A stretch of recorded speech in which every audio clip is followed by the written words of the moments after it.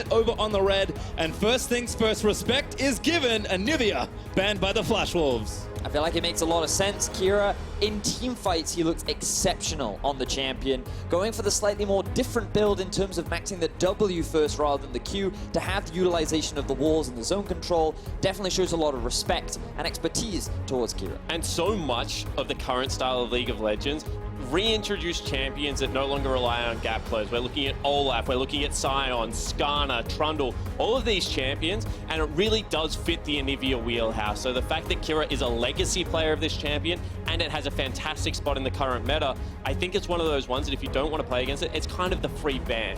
I also feel like looking at some of the bans from Gambit right now, we've seen the early ban onto the Skarner. Now, when you look at the champions that Moojin is typically preferred, it is things like the Sejuani and the Jarvan. And in his finals, he played a lot of Skarner, but then defaulted to the Kha'Zix. So Gambit might be trying to put Moojin onto the Kha'Zix, or maybe they want to look to take it away from him and see what else he has available in his playbook. And again, the metagame has just shifted so much since people have had tape on the Flash Wolves, so it can certainly be tough to navigate as GP and Ezreal will also get taken away by the Flash Wolves. Alistar there for Gambit, and last but not least, it is Sejuani, so still taking a note from the last games they saw. Yeah, it's absolutely important to acknowledge the fact that Moojin's champion pool has been the area they hit, and I think the reason behind that is not only is he a rookie, but he is responsible, especially throughout that final series, of going towards Maple's lane, so we have to continue to track whether this does put him onto a non-gank heavy jungler. So kind of all these things fell out. We're talking about some bans, and turns out Rakan and Kai'Sa have been traded, which were pretty much mainstay red side bans for most of the play-in. And initially I was thinking, oh, Caitlyn, Morgana, they make a lot of sense, but with the priority for Gambit to ban away the junglers, a lot of these strong power picks that we've typically been seeing throughout the play-in stages have been left available. So I would look to think that Gambit would either go for a Thresh or a Morgana on the next rotation to make sure they have a decent matchup into the Xayah Rakan the Flash Wolves have drafted. Yeah, absolutely, and it's a little bit strange to go to Morgana in my opinion. It will be great late game, but throughout the laning phase, you're still going to have the potential all-in. So I think that you have to go fire with fire. I would love to see a Thresh come out of Edward here, and for him to step up to the plate, look to be actively playmaking, because we know that is the style that SwordArt wants to be playing, especially on something like Rakan. And things have just kind of been closed out. Kha'Zix is the selection from Moojin, with a few junglers banned away and Trundle taken. And it does feel like Edward is trending towards a more aggressive lane support. We've seen a decent amount of Braum, but Thresh will be great as well. And with how squishy this comp is, I would be really interested to see if Maple defaults back to something like Galio, something that has been tapped down time and time again, but he has shown within the LMS, because I'm looking down the lineup, and they are going to be able to start these fights. They will have backline access, but without the CC, it's going to be difficult. And I feel like something that we saw from Gambit during the play-ins was that when Lodik was on something that wasn't an Ezreal, this team loved to play through bot. So already they're reading the expectation that Galio will be taken off the board. And I feel like Ornn is going to be a big priority now for Gambit, because Flash Wolves, Hanabi, a very young player on the team, a brand new rookie to the legacy of Flash Wolves. One of the big things that he played during the regular season was Ornn and Gangplank. By already banning away the Gangplank and needing a follow-up engage to the Rakan, I feel like Ornn becomes the next value thing. But then they banned it. So clearly respecting the power on the other side for Stejos as well. There's Rise banned away from Maple on the other side. Yeah, absolutely. And now I just have a look at what's left available for Flash Wolves, and it seems that they need tanks in areas that you can't necessarily get them. Potentially they're going to be defaulting to something like a Sion, which isn't great, into the Trundle. Potentially Maokai, the other tank that we've seen. This is going to be difficult for the Flash Wolves to navigate. I feel like right now Gambit are just looking for an engage. Sion in my head would make the most sense on their draft right now, but they may choose to wait and go for a Maokai a little bit later on, which is one of the big comfort picks for Stejos, and then they can just look to get themselves the mid laner later on. And look at you two, there's the Maokai for Gambit Esports, as Flash Wolves have a lot of tough choices really to make here in their last two picks of the draft. Cho'Gath, another one that we've seen here and then. We'll see if that's the pick they want here for Hanabi. So I feel like Cho'Gath is, in terms of the matchup, a fine pick. But again, outside of the Rakan, you don't really have that much engage or that much of a front line. So I wonder if Flash Wolves will just go for some staple damage in something like an Azir or a Cassio. So that way they can have good Baron setups in the later game. Yeah, I also wouldn't mind to see even potentially something like the Rise and just heavily put Maple... Oh, banned, actually. Yeah, wow, God. They would have liked it too, I think. Yeah, so Cassiopeia is probably your best bet. Ooh. Karma doesn't tick that box for me at all, because I was like, you have to pull this comp apart somehow, and that is not how you pull a comp apart. That is Karma, though, the last pick for Flash Roll, so we'll see what Kira has as his final pick. I mean, it's kind of like a pick to Vladimir, perhaps, but I agree, I don't really like it either. So we'll see what Gambit have. They are giving Kira a counter pick on what should be quite the hot matchup here in mid. I think the Cassio makes the most sense here. I really like it into the Karma as well. You can gain a lot of priority in terms of the 1 versus 1. I feel like it gives you a lot of team fight power as well, and it synergizes very nicely with the comp that they've already drafted. Absolutely, and so much of the Flash Wolves legacy was built around Kai'Sa, Maple, 2v2 taking over the map, SwordArt looking for engages. Cassiopeia wins majority of 2v2s if you can bring any form of CC with your jungler, and right now when you have a look at Cassio going into Karma Kha'Zix, like that is literally a suicide gang on the way. I'm just, right now I feel like Gambit, their team composition definitely gears more towards the scaling aspect. One of the big things we were talking about in our prep spawn was that Gambit seem to succeed the most when they just have straightforward 5v5 team comps, because this team loves to play around Baron, especially when you get to the 20-25 minute mark. That becomes the big focus of this team, and when we saw them play things like the Fiora, they kept trying to team fight with it and they couldn't properly execute upon that kind of a draft. Yeah, absolutely, and I talk about it all the time. It's all good to come up with these creative drafts, but at the end of the day, ease of execution earns you bonus points. And when you have a look at things like Trundle and Maokai, the ease of execution is there. You can attack front line. The Trundle ultimate is going to strip it through. You've got 2 very big hyper carries that will be able to get backline access as the fights start to break down and deteriorate. So I absolutely love what Gambit has put together. In a big game for some of your new players, this is going to be a comp that they will be very experienced with. Now for Flash Wolves though, they do have a lot of early winning lanes. Xayah, Rakan, always going to be strong. And when you have a Kha'Zix to back it up, looking to play through bot, I feel is the big win condition that Flash Wolves need to find. Because when you have the Karma, you have good early push, Cho'Gath into the Maokai as well, you should have pressure on that lane. So you have 3 lanes in which you can gain that priority, and Moojin just needs to be active. He is the individual that we're looking at to facilitate the early leads for Flash Wolves. In some ways, it does feel like the gauntlet has been thrown down by Flash Wolves, saying, all right, we'll give you Kai'Sa, let's see what you got. But Gambit have talked about their preparation all tournament long. They have not stopped practicing since they qualified for this, so should be quite the best of 5 to kick things off onto Summoner's Rift for game number 1. And we see, once again, just a default start. And I think this kind of gameplay is what we're going to see out of Flash Wolves. You already talked about it, but pushing lanes into vision, into priority, for Moojin to be able to get into the enemy jungle. And I think that when you have a look at it, all of the lanes at this stage will be there at least for the early stages. So Diamond needs to show his savviness, needs to show that veteran status. We were complementing his counter ganks on the likes of the Zac, the Trundle, and the Olaf during the play-in stage. I think this is a game where he needs to be able to dodge the Kha'Zix, because if he ever gets a Karma there in his back pocket, Diamond can be shut down early. And I'm looking at some of the early vision that has been set up. It feels like the Gambit, they're not too focused on trying to figure out where Moojin is starting. Expectations are that they will look to play through bot side. However, you would imagine that full early clears will be the main priority for both these junglers. And then once they hit that level 4 mark, that's where we should start to see a little bit more jungle interaction and where they want to try and find those early leads. Yeah, absolutely. You can see both of the lanes actually joining relatively late. Leashless jungle starts coming through. One of the strengths of both these junglers, they don't necessarily need all that much help. Oh, this could be trouble though. Actually, is Betty maybe going to get turned back around? The stun lands in, and we're going to try and make the play. They flashed it, a double flash forward, and the rookie's going to grab first blood. Right at the very beginning of the game, Gambit, they might get another. Going in for SwordArt as well, but no plasma proc this time. And I said if there's a player to watch on the Gambit lineup, it's going to be Lodik. They gave him the best champion in his role. Eddie goes in nice and aggressive. And I mean, that is a nightmare start for the Flash Wolves. That is the worst possible start. Our whole narrative coming into the draft was you have to get a lead in the 2 versus 2. Lodik sidesteps, SwordArt engage, and then Gambit's bot lane just go, oh, well, Betty's by himself now. He doesn't have any kind of peel. We're going all in, and the punish was beautiful. And this is something that we saw a lot. You know, the double W start out of Xayah and Rakan. How do you navigate it? Do you flash aggressively? Do you have to burn summoner spells? That was just a sidestep. That was just clutch. That is ice water running through his veins at that stage.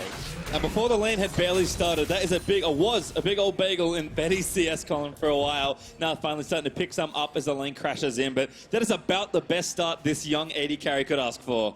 And to think about it, Lodik, this guy, he came onto the team like during the end of the regular season for Gambit. He is a complete rookie. He's still in school. This guy, expectations were so low, especially when Gambit found so much success with blasting in their own league as well, to come out on the international stage and have such a good play-in, so then against the Flash Wolves, start off the game with a first blood, you couldn't be feeling any more confident than that. Well, you can see junglers now weaving around after that. Some mishap in the bot lane. Hanabi there onto Stayhouse again. Cho'Gath very good in a lot of these times of matchups, but Diamond back down the bot side for more food. Knockup's going to land onto Lodik, but Eggwood wants it. SwordArt, no flash, but does zip away with the E. And this is a thing about Rakan that will suit SwordArt so well. He wants to play aggressively, will go in, but the ability for Rakan to also be able to scoot out of danger means that now they get vision on where Trundle is, and we said so much of this early game, at least from the Kha'Zix perspective, is going to be getting those tells on what side of the map Trundle has been able to get towards and being able to shut it down. Let's see how it kind of develops. The SwordArt maybe actually caught here again. Long dash range, so no over-aggression there from Gambit. Now, one of the big things here, or that play was important for the Flash Wolves because Lodik has a lot of gold that he wants to spend right now that he's not being allowed to because of the interaction that SwordArt is playing. Look, 1,200 gold is what he's currently sitting on, and the longer the Flash Wolves can delay it, the more opportunities they have to just try and mitigate that lead as much as possible. So that ideally, when Flash Wolves come back to lane after the first base, it's not as bad as it potentially could be. Again, though, SwordArt going back in a great double knockup. Lodik getting ignited. This might be the counterplay that the Flash Wolves need. Betty wants it, but he doesn't have a flash, and Lodik's going to live through the ignite as well. Absolutely, but they will crash the wave afterwards, so even though they don't get the ultimate reward, still being able to bully it out, and it's exactly from what you talked to. Actually, Moojin wants it. Edward says no, he read the play, but now he's getting a little too low. SwordArt going to dive back in under the turret for it, and Moojin collects a kill. Good guys support Edward. Sacrifices his life to guarantee the survival of his AD carry. That allows Lodik to go back to base, spend some of his gold, but it will mean the Flash Wolves get a bit of pressure back down in the bottom lane. Yeah, absolutely, and Moojin just picking his mark. This is a guy that doesn't necessarily actually, Maple wants something in the mid lane. Yeah, Adam out of there for Kira. Tough stuff for the Cassio, but holds onto the summoner spells. Yeah, so let's go back to that thought. Moojin, not the highest jungle proximity jungler coming into MSI, was known a little bit more for his farm-heavy gameplay. However, in the finals, did start to show that he was going more towards that mid lane, more towards the bottom lane. And Kai'Sa, as a player, the shoes that this guy has to fill was a hugely aggressive jungle. Wanted to get in the lanes early, and there was this massive debate. Was it Kai'Sa's team? Was it Maple's team? And now Moojin has to be able to come in and show that he can also have impact. And fortunately for Moojin, he was able to pick up a bit of action down towards the bottom half after what was a great engage from the Flash Wolves. And again, this all came down to the fact that they stopped that early base. Gambit couldn't spend that gold, which means that the 2v2 was still relatively even in terms of experience. They were able to make that play, and they were able to find themselves a kill. Well, Moojin looking good so far on that Kha'Zix. As you mentioned, Vedius, certainly a pick he is known for, continuing to stalk through the jungle, get down some vision, although Gambit now have placed some control wards to try and defend from a lot of where Kha'Zix is going again. After that bot side play, it feels like Moojin really spread across the map and has got information, and the bot lane still balanced pretty precariously, but SwordArt again gonna get stunned the ignite. Oh, he's back up for Ogle, but he didn't use it. The root though still lands in. Lodik, I think, made a bit of a misstep, and now gonna try and fight it out. He burns a heal, he wants the kill, but he's not gonna be able to get it. The heal in response, and Betty gets the next kill. Absolutely, you can see that Gambit did not want to fight that because the duo lane of Moojin and Maple from the mid were rotating down the river very quickly, and there was just no way they would be able to get out or trade. In the end, Lodik, even burning summoner spells, did get one back in response, but that is a very aggressive play. Initially, you can see here that the engagement comes down onto Lodik, right? So they get a good chunk of damage down onto SwordArt. Then with the root, they feel that confident enough to go for the re-engage. Edward recognizes, okay, there are two people coming bot, Lodik's gonna die. But then he sees, oh, maybe I can get a kill onto SwordArt. But then he gets the heal from his Q on top of the heal from the enemy AD carry. And it ends up just being a trade of summoner spells, but Flash Wolves get another kill on the bottom. And I mean, SwordArt said in the opening tease that he hopes this is an aggressive game. That's the style of League of Legends he likes to play. Well, I think it's more than fair to say, in the bottom lane at least so far, these guys have been trading back and forward. and it is actually the veterans of Betty and SwordArt that are now starting to take a little bit of that lead. Well, looks like, again, Moojin been putting a lot of work in early. Diamond, though, is going to spot him. Burns the ulti. Diamond really wants to get something done here, but a good lead from Moojin. Gets himself out safely. You can see there was just no way they can fight that. Mid lane being pushed in, top lane being pushed in. The rotation from the solo laners was always going to be there quicker from Kira. You know, we talked a little bit about Moojin. You bring him up earlier, Spawn, in terms of the difference that we saw from his regular season performance from his finals. Typically, he wasn't known for being that hyper-aggressive early-game jungler, but that kind of shifted in the finals, and a lot of his time was spent hanging around the mid lane, and then he would group up with his mid laner and then bring that action down to the bottom lane, and it's a lot of what we're seeing so far in this game. Even after the early deficit the Flash Wolves found themselves in, with their confident playing, with the willingness to try and be proactive, they found advantages back. They now sit at a CS lead, and everything seems to be back in their favor. And when you have a look at the makeup of this roster, when you have Maple in the mid lane, SwordArt as a support, the jungle proximity just makes so much sense. Hanabi, who we haven't really talked about, he just really needs to stay top lane, scale up, and be a team fight presence. The mid lane and support duo of the Flash Wolves are so much of their playmaking support expertise. Well, Moojin's League IQ really kicking in once again. Moves in and just scoops up the blue buff that Kira so thoughtfully leashed for him. Again, lots of presence of mind, really strong, intelligent play from Moojin has made a lot of these plays convert early, and Flash Wolves are going to try and use that advantage to take the first streak. You know, and it's just thanks to this vision that they had set up around the blue buff on Gambit's side of the map, because they're aware that Diamondprox, he currently is on the bot side of his jungle. Kira has just burned all of his mana trying to get the blue buff. This enables Flash Wolves to get a completely free Drake. Absolutely, the power points were also there.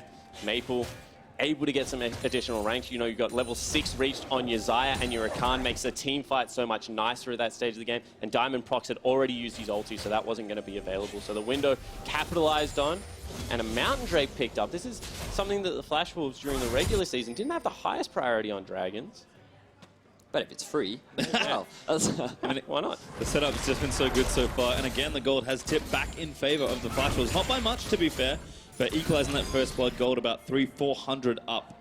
As we see the lane's kind of dissipate. Again, Gambit, they are known to kind of fall behind sometimes, but they're expecting, if the lead holds not too bad for them, we're expecting a spike kind of back towards the 20-25 minute mark. Absolutely, and now Ved, we've talked about this a lot. We see that the large gold percentage is going to be on Maple, but he's playing something like a Karma. I know not necessarily your favorite pick coming into the tournament. What is it that you dislike about the champion? People say it gives you kind of that free priority because of the empowered Q. Like, what isn't it that you don't like about it? I mean, I feel like the champion offers a lot of value in terms of priority, because typically you see a lot of early banner. So you just banner up the cannon menu, you instantly have a difficult lane if you're the Cassio, and you also can set up someone like a Xayah to do a lot of damage in the late game. But I feel like it just puts more of an emphasis on your other playmakers, and that means that if anything goes wrong, like, I don't know, dying at level 1, it could be pretty bad. So sneaky though from Moojin. Again, Diamond, right place, right time, but I don't think he's got enough time. A good double stun is not going to be enough as Moojin leaps back over to get the kill. Yeah, absolutely. You can see that Kira was so aware of where SwordArt was because he was clearing out vision on the bottom side of the map that it allowed Moojin to sneak in from the top side and get on top of Kira before anything was really there. No immediate flash means he falls down. You know, and while I might not be a fan of the Karma, one of the great things that she is very good at is setting up for high damage junglers. So Moojin, he was just lying in wait, and Maple, he does what he's been doing all of this lane phase so far. Walk up with the W, land it against the Cassio, even flashes in to secure the route in case he tries to flash away. He has the shield for the speed up, and then all you need from Moojin is the damage. Yeah, and my apologies, Kira actually didn't have flash, so that gank was pretty much free as soon as Maple was in range, wasn't able to create that distance that you require on the tether. And this is something that it's a very different look for Maple. We're used to seeing him play Cassiopeia, Azir, Ryze. LeBlanc, Historically, LeBlanc, Zed, Echo, all of the big damage impacts, but now putting some faith into Betty, an AD carry that necessarily hasn't shown up on international stages, and looking to give him all the power to carry in this game. And transferring some of that to Moojin as well, who's bearing some of the early game responsibility on the Kha'Zix, looking so good so far. Warrior and Moby Boots done, and just this clinicalness of this man's play, how precise he has been in this first 12 minutes has really impressed me. Now the thing here is for Flash Wolves, we talked a lot about the differences in the draft, and we talked about how we kind of preferred Gambit's draft overall because of the things that it offered you in the later stages of the game, and it kind of put Flash Wolves in this situation where they needed to get advantages early. And after dropping first blood in the bot lane, you'd think, this isn't really how you want to start your game, but fortunately they've been able to turn it around, and now they've found a bit of an early gold lead.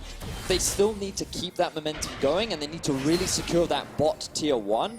And I imagine that if we look down at the health bar of that tower, it is starting to get low. And you can see it's about 60% of its health left, and you would imagine that Flash Wolves, they may even look to use their teleport to make a play down here, but this tower is going to be their main focus over the next couple of minutes. Yeah, absolutely, especially given the fact Banner of Command picked up for both of them as SwordArt, potentially a little bit too aggressive. No, we'll be able to get out. Cho'Gath can just eat that, drop his own banner, and there really is no way for them to deal with it. So Stejos, he knows that. He does the right thing. He goes mid lane with it. Yep, time to banner somewhere else, but Moojin also here. Control Ward is going to spot him, but not really any damage they can do with a Cassio and 2 melee champions. So Moojin will swoop in. He'll get the gold from the cannon and say, sorry, Maple, but you weren't getting it anyway. Hanabi dropped his top lane as well, so now that window that you're speaking about, Vedius, is completely on the table. It's going to take Stejos so much time. He used some of his top lane priority to get that first move go mid lane. But I think you're right. I think that, you know, with all of the vision being set up bottom, this is potentially where it's going to be. And actually, even though he used it, I can't find his banner minion, so it's like... I would imagine that it was killed by the dematerializer by Stejos before he headed down to the mid lane. He thought, hey, you've already used your banner, maybe I can use this as an opportunity to go mid and shut that down, but unfortunately they couldn't really find much off the back of it, didn't lose very much either. So Gambit, for the time being, the deficit that they're at, kind of expected when you look at the comps, but they do always have that scaling option available with the Cassio and the Kai'Sa. They want to avoid all-ins for the time being, especially when you look at the difference in items of a PF sword versus the recurve bow. Definitely would go in favor of Betty and SwordArt at this point in time. Oh, sorry, I was going to say absolutely, and so much of the pressure therefore becomes on Edward, because if you're standing on top of your 80 carry, if you ever get charged, knocked up, you can't get the shield up in time. This is such a hard lane to respond to. Ah, that is why he went down to the mid lane. Makes a lot more sense. I like it. Yeah. Well, you can see 35 seconds on the next Mountain Drake, so Flash was continuing pretty measured, but just very confident pace of play. Again, we haven't seen this team in quite a while. Have always dominated domestically, but so far in this game, just playing in a very slow, calculated League of Legends, just kind of showing off a lot of their experience more than anything else. And let's talk about why that domestic dominance doesn't seem to mean as much. Actually, we're going to have some action mid lane, so we'll talk about that later. Moojin getting frisky once again, but everyone backing away. I would too from the 2-0 Kha'Zix. Yeah, so when you have a look at a team like AHQ, potentially... No, let's not. Where's he going?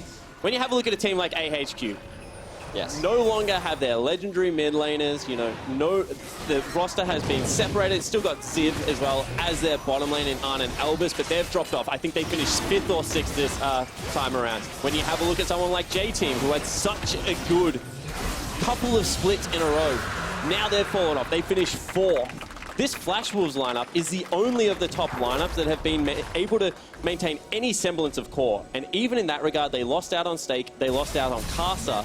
That's why when we give them credit for being the best team in the region, it does seem like the region has begun to go backwards in terms of talent, with the LPL starting to, you know, look towards the LMS as a legitimate area to be able to pick up superstar players. I mean, it's very true. And Kai'Sa, he's already secured a spot towards MSI, making it alongside RNG, and it's going to be very exciting to potentially see him play up against Flash Wolves if they can make it that far, because, as you rightly said, the relative skill of the Flash Wolves is always something that's under debate, because sometimes they come into international tournaments and they're known as the Korean Killers and they get all these upsets and they have these fantastic performances, whereas other times they end up losing to teams of an equivalent skill level to Gambit, and you never really know what kind of a performance that you're going to get. Absolutely, you don't even, like, that's the team, you don't even know what level of performance you're going to get out of the players. MMD burst onto the scene, everyone said he's high elo career, this is the guy that's going to be able to take on Ziv in the top lane in the LMS region.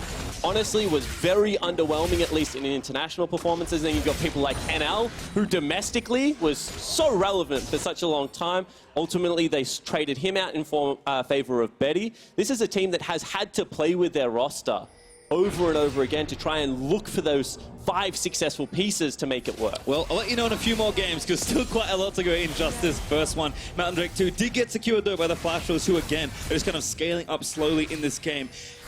Perhaps the worry, though, is that should favor Gambit again. This is a team that has had a small gold lead, but still been able to come back, and you can see items are starting to get bought up as well. Yeah, my main concern for Flash Rolls right now is that bot tower is still alive. They haven't been able to move Betty and SwordArt around and utilize the strength of this duo. The fact that Lodik and Edward have been able to hold off the siege for this long, and that Flash Rolls haven't really tried to set up any kind of TP plays, but I say that, they're going to secure themselves the top tower instead. Yeah, that first ban minion did a lot of work, and now Xayah's actually going to be in a bit of trouble. Going to get ruptured up, now going to get potentially taken down. Diamond here to answer, but the ult out from Xayah. Going to try and lock up the Cho'Gath. Probably not the target they're after. Yeah, unfortunately, Xayah was just otherwise they would have been able to hold him there and wail down on him with repetitive CC. However, first turret, once again, from a jungler just showing into a lane and pushing it down. I'm surprised because I was expecting this to happen bot side. I was expecting the Kha'Zix and the Cho to try and be proactive towards that side of the map, but Cho'Gath into Maokai, you do have that ability to push. We talked a little bit about it coming out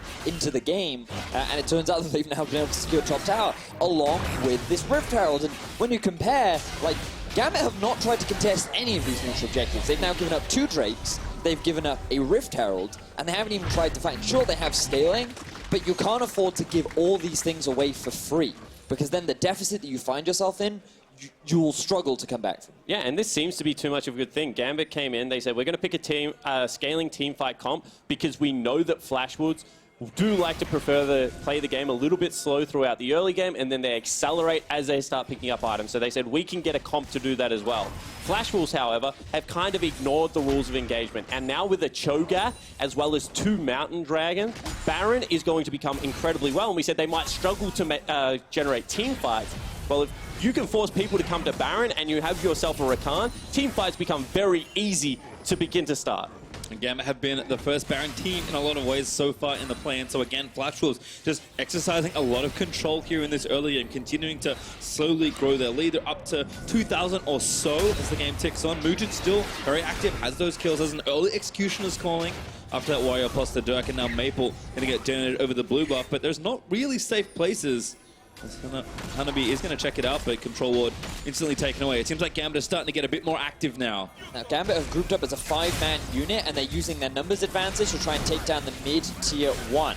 You can see, though, Hanabi on the flank. Said maybe it's time to start a team fight. Turret goes down in bot side, so they know they're just trying to force in a 5v4. They do get the first turret, but they lose 1, and Betty's still pushing on the bot lane. I feel like this play makes sense because Gambit are aware bot tower is guaranteed to fall, and they have the Rift Herald in mid, so it's going to be much harder to defend.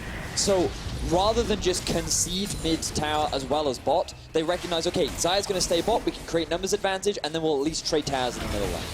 Absolutely, and now we'll see whether they're able to stop the team fight that's about to come out, because you can see Flash Wolves grouping up around a banner minion, grouping up around the Rift Herald, just want to continue to ride this one as much as they can, and Gambit is trading all of this damage for farm onto their 80 carry. Stayhouse, good flash, gets out from under the rupture. But still, again, just stuff being taken away. The turret's being taken. Moojin again goes back in to take the blue buff. Flash Wolves are just kind of draining Gambit of resources on their half of the map. Exactly that. Flash Wolves are just playing very calm, calculated League of Legends right now. They took top tower, they then took bot, and then through the Rift Herald, they secured themselves mid. They've gotten all the other side objectives in the meanwhile, and as they've gained more ground, they've stolen away the enemy jungle. And this is the next few steps, because you then look to gain vision control in the enemy jungle, you steal everything away, and that's when Baron becomes a big priority. And we already talked about it. Xayah, you have the Karma to empower her as well. Looking like she's going for an early Athenes, but then the Cho'Gath and Kha'Zix too. Like, this is a decent Baron-taking team. And with the double mountain, as you were talking about, Spawn, like, Gambit have to be very afraid of the potential early Baron. Absolutely, and when you haven't even taken bottom lane tier 1, you have limited time of bouncing waves from top to bottom before it just reverses and comes back with a vengeance. Makes it very hard to be able to calculate the correct window, because there's not many games in professional League of Legends where they're already setting up around Baron 22 minutes in with double mountain, and you haven't even touched their bottom lane turret. I don't think the calm will last long, however. Gambit are not usually a team to go out without a fight. They are gearing up again to that big team fight. Flash Wolves, though, can certainly execute in those spots, and this vision is looking so good for the Flash Wolves as they push in and to sweep it out, because you know a Baron is coming in just a few minutes. I feel like Gambit are just waiting for one more item. They want Lodik to, I would imagine, either get himself the Infinity Edge up next, or maybe he goes for something like the Essence Reaver. You have so many variations with your builds on the Kai'Sa, but Kira likely to go for something like the Leandria series of the Void Staff. And once those are finished, that is when Gambit will say, okay, we're good to fight now, we're ready. And they just have to hold on until that point, because Flash Wolves, they should be more than happy to try and force a fight. And that is the secret to scaling comps, exactly what you just said. How little can we seed before we have our items? They're actually looking for a play here onto Maple. Pop the Righteous Gory looking for Maple, but Maple runs away. Now SwordArt going to look for the counter engage. Betty also here, firing some feathers into Diamondprox. Not so tanky right now on the Trundle. Looks like Cloud Drake was the thing that got their attention, but Flash was already back to try and take it. Yeah, absolutely. I mean, that's not an objective right now that Gambit really care all that much about. They're going to use this time to clear out some vision, regain control over the Baron area, because they know that if they give up their Cloud Drake, nothing in the game changes apart from some scaling from the Elder. However, if they give over this area of the map, if they have to face check it, the game is well and truly done. See if they overcommitted on the left side, but looks like not so, as Flash Wolves do dart back towards the right-hand side of the map. Both teams very mid-centric right now. Again, defending the big purple one that's on everyone's mind. So, I mean, the problem for Gambit right now is, ooh, they could get engaged on. Diamond actually going to be the target. They're going to try and maybe counter-engage, but he gets knocked around the bounce house. SwordArt, though, dipping away, and Diamond actually lived through the assault. Lodik waiting for his moment with the killer instinct, and Flash Wolves are getting their flashes forth. Lodik goes in, finds a kill to Hanabi, and that's the first tank down. Betty also grounded. Huge miasma, forced to flash out. You can see Moojin trying to look for the re-engage once Diamond, but this is a problem. If you do not take down Trundle, if you don't take down Maokai, so much inbuilt sustain in this team comp, and they can just continue to fight forever. This is the first good fight for Gambit, but Flash Wolves, it looks like they're after a little bit more. Should be okay. Kira defends StejosMaokai as SwordArt once again looks for the engage. You can see during that team fight, Flash Wolves would have wanted to get someone towards that bottom lane. There's now a huge creep wave crashing, and that just denies so much gold. You can see what was a 3,500 gold lead, now back to 2 just from better map positioning from Gambit. And the funny thing is, if you're Flash Wolves, it's actually better to not engage in that situation, because Gambit were losing a lot of farm. This big wave started all the way out from underneath their turrets, and it had just slowly worked its way through 3 waves of the Flash Wolves that no one from Gambit had picked up. So if Flash Wolves put all that gold and experience onto Hanabi, he now has a level over the Cho'Gath. You have that advantage. But it doesn't get picked up. Instead, they look to force a fight in mid. Absolutely, and when we see how this happens, it's Diamond falling to 10% HP, but being able to get the ultimate off, and he just becomes so tanky and gets so much back. And then you're trying to chew through a front line of what is a full tank Maokai, a Braum, as well as a Trundle, with the damage threats just free hitting on your tanks who are trying to flee. At this stage of the game, Cassiopeia just starting to ramp up in that DPS, and they weren't able to go with it. And one of the advantages of the Karma is when the team fight started to go south, you do have that great ability to disengage. And it wasn't like that Flash Wolves weren't doing any damage, they just couldn't quite secure that kill thanks to good positioning from Gambit and a great turn. And this is the difference between, you know, a tank support such as a Braum that has those things built into the kit versus SwordArt, who is an initiation tool, but certainly not the tankiest member on Summoner's Rift. So the damage is much stickier when it starts to hit Flash Wolves. You know, Kha'Zix as opposed to Trundle, the Rakan versus the Braum. One error from this comp and everyone explodes. Well, you see StejosMaokai almost got the ball out of Tari, his banner minion. Not quite enough to help him out, and Hanabi does defend it, but still lots of pressure building here in mid. Gambit was smart to take that center tower first because they know they can at least force to contest for this Baron. Good 4-man slow there by Moojin. Knock-up follows. SwordArt goes back in onto Diamond. Always the target of Lodik around the side. He's onto Betty, who lets the ultimate out. The betters are there. A good journey is there for the Cho. But Kira, he's taken down Maple. That's the support mid laner down. Edward, happy to be traded away as Kira grabs himself a double. Now Lodik, killer instinct on, takes down SwordArt. Gambit's team fighting will not be stopped. Absolutely, you can see again, Eddie, the absolute hero, jumps in front of his tank top laner, able to put up the shield nice and early in that, and just mitigated so much of the damage that will come out. Ended up falling, but was like a Superman at the start of that fight. And now Gambit have their eyes on the Baron. Moojin is alive with Betty. Gambit have to be so careful around this objective. No smite for Moojin, though. It's a couple seconds away, and I don't think he's going to make it in time. Kira is going to try and cut him off. The Bastion actually does get him out. He doesn't even have the smite, and Diamondprox rings true. Takes down the Baron, and now Moojin getting chased by Kira. And Gambit find everything that they want. They built themselves a team fight composition. They outplay Flash Wolves in the fight, and with the Baron, they have now regained control over the game. Yeah. And you can see that this is a team that is playing slow and weren't able to accelerate when they needed to. We talked about the big advantages they built. They weren't able to get priority over the Baron area. They gave up too much of their vision for free. When they fought to take it back, Gambit were ready and out-execute them in those fights. I'm also just surprised by, given how much control Flashwolves had over the map, they haven't utilized. If we can get to that in a second, look, again, the engage goes on to Trundle. Kira and Lodik are just sitting on the back line with Edward, Stejos, and Diamond on the front. Lodik can reposition how he likes, and they just melt through this. When the tank is Sonya's, that means that your pro line is no longer there, and it becomes a 5v4. The Gambit can then just melt through.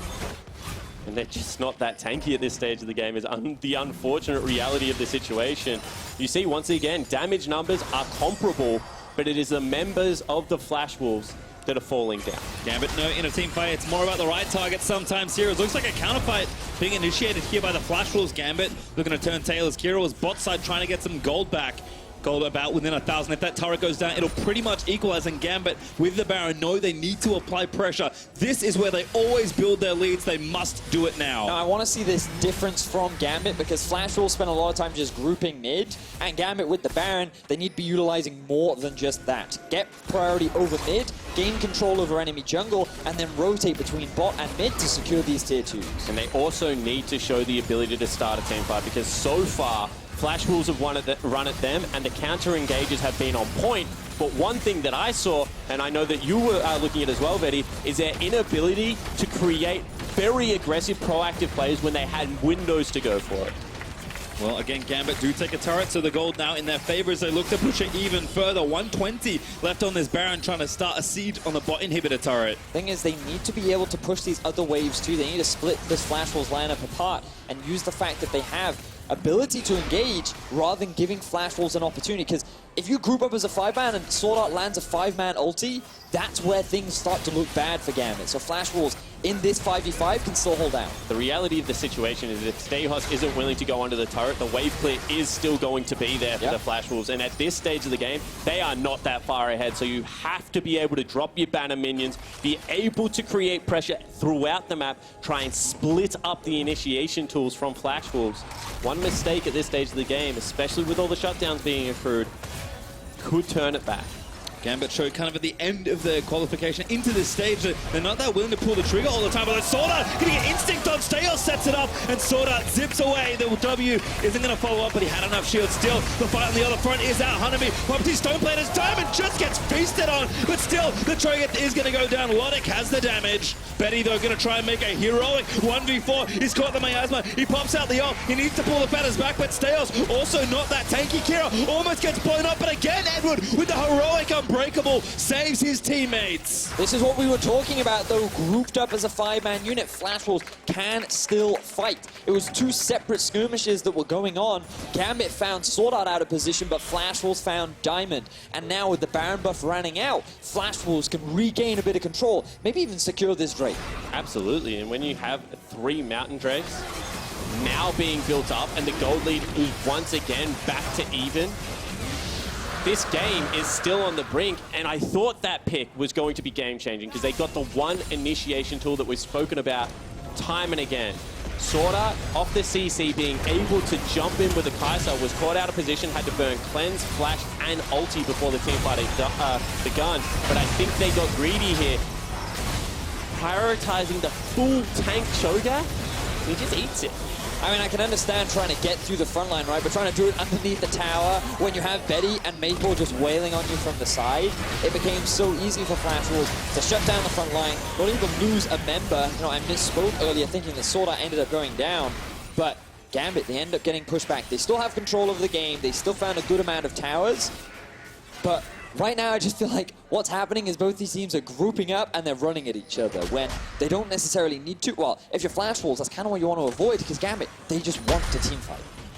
And they want to teamfight when you're initiating onto them. They want to have the counter-punch, because we've seen that their success is off the back end of over-aggression from SwordArt, the inability to blow up one of the primary carriers, and Edward is just waiting for it every single time. Well, on the note of carries, both Lodik and Betty are really scaling up. 3 items plus a QSS for both of them. It is important to note that this is a stage of the game where Flash Wolves do generally start to grab massive advantages. You know, we're 30 minutes into the game now. Their major carries have the 3 items. And once again, we can see they are the team that is able to shove out their waves and get access to vision around the Baron area, around the Drake area, time and time again. Whilst Gambit look like they're winning the fights, still equal in turrets, 4 Drakes to nothing, and all of the control around Baron.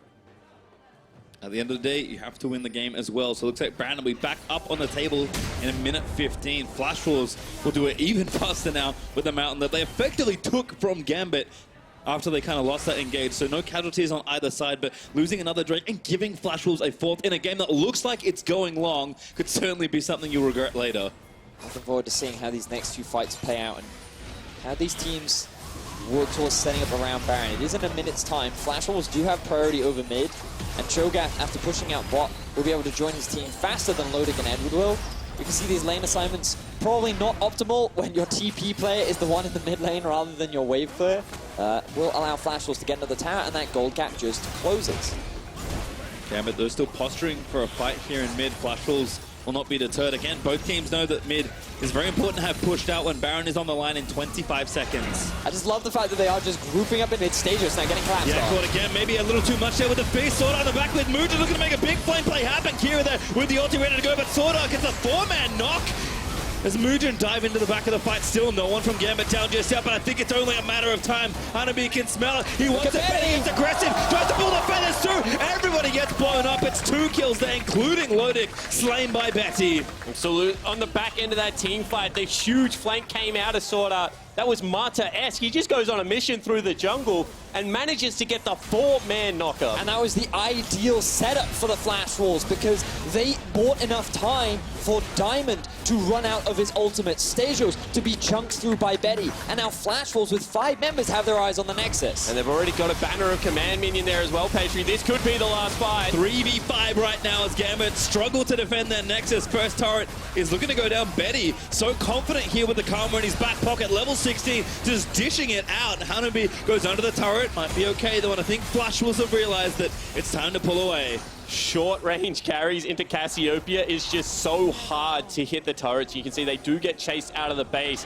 However, with 5 members still available, this is either going to be a team fight or Baron falling down for Flash. There's the TP flank from Stejos. He does have his ulti available. Trying to do one better than Moojin and SwordArt in that last flank. Flash Wolves, I think, have to read that they want to try and get this. There's the ult. They're going to try and collapse for Betty. He doesn't have his ulti. He doesn't have his flash. They're going to try and chase him down. There's Lodik running in with the killer instinct with the ulti. Does come back up in time. Still, Betty gets shut down by Edward. Gambit in a 5v4 around Baron. The carry is dead for Flash Wolves. They do have the... Oh, TP unavailable for Hanabi. Gambit now on the Baron. Keep your eyes on Moojin. Cho'Gath around here as well, but like you said, he's a little too late. Moojin going to try and make a steal happen, but they're trying to sniff him out. He's going to make it into the pit if he can try. He needs to time out well. He's so low on health. Moojin steals the Baron away from Gambit. Oh my word. Moojin comes up huge for the Flash Wolves and keeps them in this game. And you can see already there are creeps in the base, so SwordArt starts a fight. Again, Hanabi gets to get onto Kira. SwordArt makes the play. Kills the Gambit mid laner. As Moojin started it all, and now it's time to run for Gambit. They need to go back to their base, defend from the super Stejos in a 1v3. It's going to take a while to kill him, but I think he's about to get cut down. And if Stejos dies here, it is going to be a 4v5 inside the base because members of the Flash Wolves will be up and available. You can see he is trying to live for as long as possible, but ultimately he will fall. And they start recalling. So it's like, all right, I'm just going to buy some time and cancel the backs. Again, it's going to take a while, but he's going to die eventually. Stejos is making him really work for it, though. Here on the Maokai, dodges the rupture, gets 750 health back from the Sap Magic Slap. He does it again, but he finally has slain Betty. Cuts him down. Now there's a TP in the middle lane. Looks like that will come out from the Rakan. They're looking to get the push. And with the Baron available, Flash Wolves, they might want to try and end it now. He lived for so long that Kira has respawned. What a clutch play from the top laner of Gambit. Now 30 seconds. They have to be able to hold on. And this is just... you love to see it. Yeah, but now Gambit, they did everything they could with the miasma. They hoped that Moojin wouldn't be able to jump over. I feel like Stejos should have just stayed on top of Moojin, but he walks around the miasma, gets the jump over, and secures himself the steal. And now the Elder going to go in favor of the 4 Drake Flash Wolves as well. And all of a sudden, short-range 80 carry with 6 Mountain Drakes doesn't really care how many times he hits a turret because it's probably falling on the first. Betty is completed 6 items. He just needs the upgrade of the Last Whisper. Monstrous Game 1 performance. Almost there, and Moojin steals not only entertaining, but Pentakill and Baron Steel promotions are back for MSI 2018 with that one, as Moojin has doubled the chance of legendary and esports skins and mystery items to the end of play. And so get him in now before the game ends, because it's looking close. Flash Wolves tearing down the bot lane, trying to crack another inhib. Here comes Stejos looking for an engage onto an Elder Drake team. Yep. Bad news bears, they did take the Elder in the replay. Flash was happy to be patient. Well, even worse news was the fact that he actually just twisted advance to creep. Betty's shield is huge! Again, we talk about Maple, it's not a big carry, but the Karma is doing more than enough work to try and close out this game. Late game value of the Karma coming in clutch right now. Flash will secure themselves a second in here. Will Gambit go for the fight? The bait, though, I think might be Hanabi. Betty gets out, pops the QSS. Again, the front side is getting shoved up. Gambit need to find something. Lodik pumps the killer, Ritchie with the heals, and the shields are just too much. He burns the ult and Stayhouse will get taken down. Hanabi in the backline almost takes down Lodik. Gambit are fighting with their backs towards the Nexus. Kai'Sa finally slain, and Gambit will be pushed all the way back to their fountain as the Flashers will take the first Nexus in what should be one hell of a series. And it was a slow game, but the control over neutral objectives is ultimately what allows Flash Wolves to pick up the Elder Drake, to pick up the Baron, and to be able to slowly but surely kind of strangle Gambit out of that game. I feel like my biggest criticism of this game was neither of these teams were using their side lanes at all. It was so much grouping and just so much trying to fight each other that when Flash was trying to fight Gambit, it was Gambit who were in the better position. Then when Gambit had the Baron, they were on the enemy base. Rather than trying to utilize 2 minions or 2 minion waves, they just kept grouping mid and they gave Flash Wolves an opportunity to find the fight. We're just spoiled by Banner of Command. It's Side lane true. control has become drop a banner, group up with your team. You know, the channel of teleport sometimes is too long, but I certainly agree this is one of those games that you could have looked at the side lanes, especially as a Cassiopeia player, being able to attack it a little bit further. But you've also got to look at some of the highlight moments, right? Like the fact that Moojin was able to find the steal. It could have been so big for Gambit finding that pick onto Betty from the flank. The fact that you had that SwordArt flank coming into the mid lane engage. So many individual performers really stepping up for their team. But unfortunately for Gambit, it was that final Baron steal that ended up costing them the game. Yeah, not only that, we checked in with the rookies and said, how are they going to perform? Well, first blood to one and a Baron steal goes over to the other. I think it's very fair to say that they are prepared for this best of 5. And I mean, first punch has been exchanged. We'll see how the next one goes. Flash Wolves with one game, but a win nonetheless. For more on how the Flash Wolves won that game, let's send it over to the State Farm Analyst Desk. Thank you very much, PastryTime. Now that is a game 1 in a best of 5 that you like to see. Team fights, left, right, and center, action all over the map. However, not too much specifically early. I do want to take a look at picks and bans first off. We talked a lot about experience, about the rookies, how will they do, and we see that both Lodik and Moojin were gifted comfort picks going into game 1. Yeah, especially I just love the fact that Gambit were able to, right from the get-go on red side, leave 3 picks open and give themselves 2 incredibly strong ones. The picks I'm talking about, the Kai'Sa, Trundle, and Rakan. Yeah. They definitely gifted off the Rakan, so they had the Xayah Rakan going off the flash rolls, but they were able to get 2 very strong picks from the Trundle and Kai'Sa. I thought that worked really well for them. And that's what I really liked, is the fact that they made it so if you take Kai'Sa, they're going to take Rakan Trundle. So no matter what, they get 2 of these power picks, and they obviously seem to want the Trundle so that they could burst through tanks. But the fact they got the Kai'Sa, and it did well at the beginning, was really good for them. But overall, for composition, I actually really like how Gambit traded. But I think the Flash Wolves, with 3 winning lanes, you give them too much priority. I think they should have won the early game harder. That's how they got all the Drakes. But the fact that that first blood went over is kind of, I think, what slowed them down and made it so the composition was playing from behind for a while. Yeah, definitely the first blood. Also, I thought that Gambit played it incredibly well when the vision control bottom side. But let's talk about the first blood first, because this was really beautiful coming out of Lodik.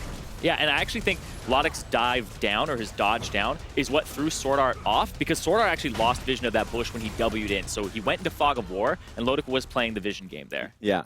And when you asked the question about how will the rookies do, how will Lodik do, he immediately said, I am confident. Yeah. We are going to take this trade. However, a bit later it turned around. He was too aggressive. I remember that he flashed in and then he healed, but it wasn't enough. And he ended up dying in the 2v2 when he went too far. So it was a bit of both. He did have a strong first game. And then I want to look at the other team as well. How did Moojin do? Because he was a kind of a question mark. Moojin was incredibly strong around the priority lanes that you were referring to because he recognized bottom lane was a major point of attack that he was going to go towards. This is the answer back on the kill on towards Edwards.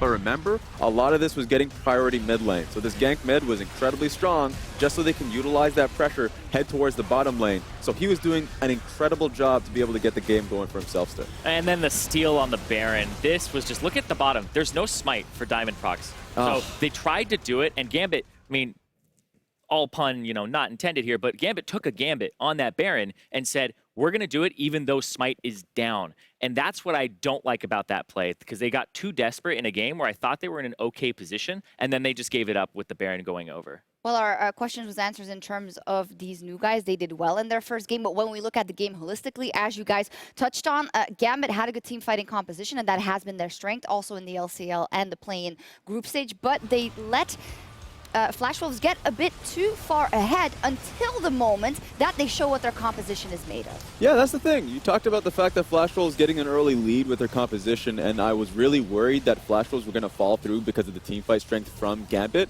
It was just really barreling down on them. The Maokai coming forward, the space that it was creating for Lodik to push upwards. So at this point, I was literally talking to Zyrene saying that this composition, this game is over. Gambit has the team fights. But it was somehow, some way, Flash Wolves were able to get it back from, I guess, the dragons that they were being able to stack. Yeah, literally, Raz looked at me and he goes, I don't know how Flash Wolves win this. And I was like, it's probably an Elder Dragon with all the with all the, you know, the elemental drakes they have. That's probably how they win the game. Like, of course, I'm going for like the one that's almost impossible to have happen or have them stay in the game long enough for that, but they are able to do it because of that steal we just saw. And credit where credit is due, the fact that they picked up all those dragons and they had great objective control, which is not something we see from the Flash Wolves early game, at least in the LMS. They usually get ahead through kills. Now they had kills and they had the objectives, and then when you get to the late game, you have everything you need. Yeah, I think it was just the fact that they had all three winning lanes. When you have winning lanes, you can put the vision down. You should get the dragons, and I think it's Gambit when they draft that late game composition, it's them seeding the early game. Yes. You expect to go down 2,000 to 3,000 gold. You expect to give up the first 2 to 3 drakes,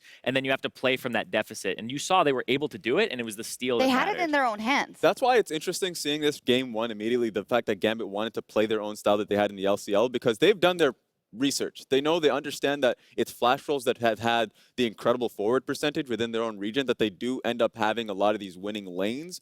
So they're like, okay, well, we'll play it back. One thing that I really did like about it, and I was kind of inching towards that a little earlier on, was that when vision control was starting to get clear out towards bottom lane, and I thought that the bottom lane tower was going to be completely strangled out, it was PVpStejos moving from the top lane to the mid lane, getting mid lane priority as the mid lane pressure. Yeah, with the banner. Exactly, and so they had to move that mid lane, or at least pressure from bottom lane to mid, to lengthen out the game. So it looks like they've done a lot of research in terms of how to elongate the game for the compositions to come through. It didn't work out, but I thought that Gambit should try and do that in game 2 because it worked. It was looking good. It's just the team fights didn't work out well. Yeah, it was looking good, but despite that preparation, it was the Flash Wolves 33 minutes in that pick up 2 kills in a team fight brought to you by Acer Predator, and that will be the last nail in the coffin, unfortunately for Gambit.